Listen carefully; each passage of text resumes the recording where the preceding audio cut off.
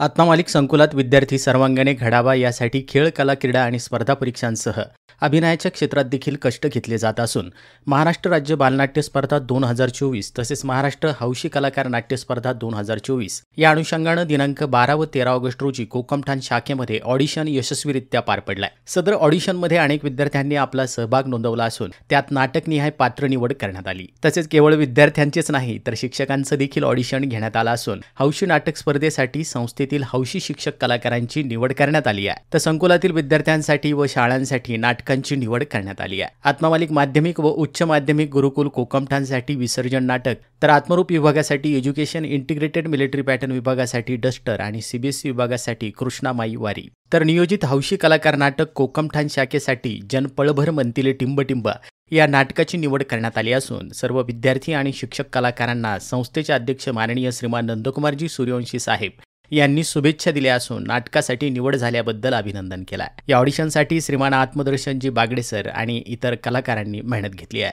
आत्मामालिक न्यूजसाठी संपादक सागर आहिरे, कोकमठाण।